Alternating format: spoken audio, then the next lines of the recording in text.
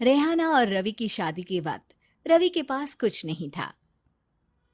रेहाना, तुमने मुझसे शादी करके एहसान किया है। मुझसे ज्यादा तो तुम कमाती हो। अरे तो क्या हुआ, एक दिन आएगा रवि कि तुम खूब पैसा कमाओगे। मुझे तुम पर पूरा विश्वास है।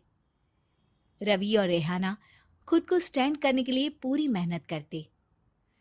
रेहाना, मैं नौकरी नहीं करना चाहता हूँ। तो कोई बात नहीं, मैं नौकरी करके घर चलाती हूँ, तुम बिजनेस सेट करने की कोशिश करो।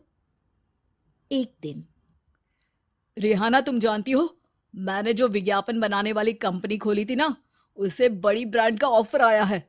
अब हम लोगों के दिन ब्यारे न्यारे हो गए हैं। मैं जानती थी रवि कि एक दिन तुम सेटल हो जाओगे।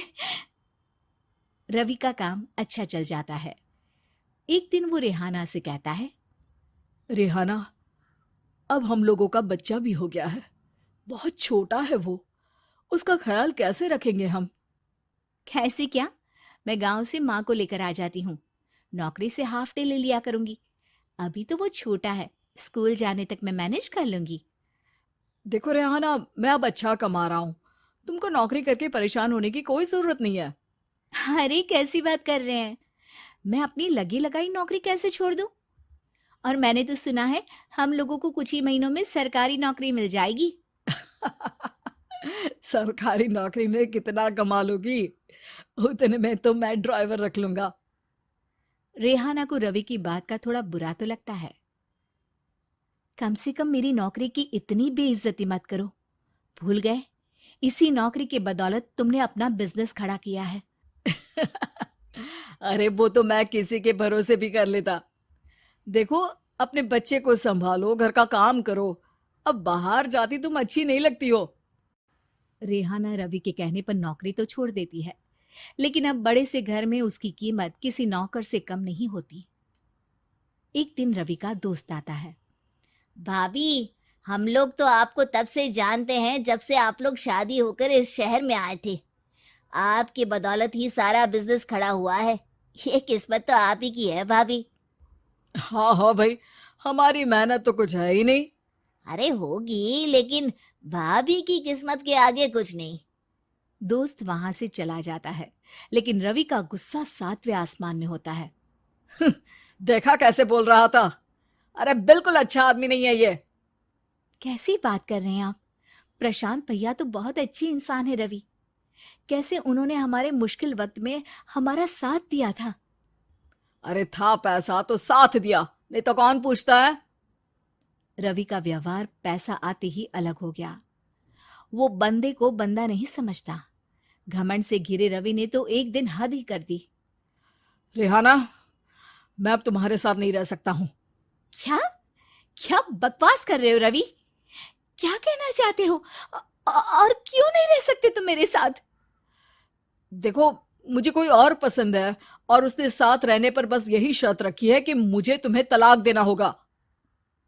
रेहाना, जो कि एक स्वावलंबी महिला थी, उसने बिना देर किए रवि को कह दिया, कोई इश्यू नहीं, मुझे पैकिंग में 4 दिन का वक्त लगेगा, लेकिन तब तक मैं तुम्हारे साथ नहीं रहूंगी। 4 दिन के लिए तुम कहीं और शिफ्ट हो जाओ, मैं घर से निकलूंगी तो बता दूंगी। रवि घर छोड़कर चला जाता है।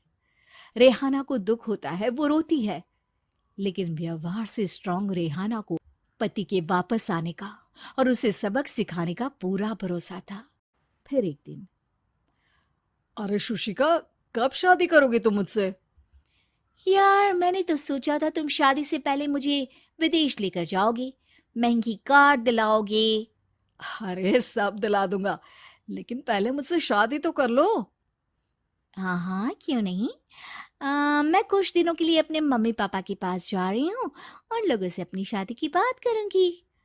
अरे शुशिका, कैसे रहूंगा मैं तुम्हारे बिना? अब तो शादी ही होने वाली है हम लोगों की। शुशिका रवि को छोड़कर चली जाती है।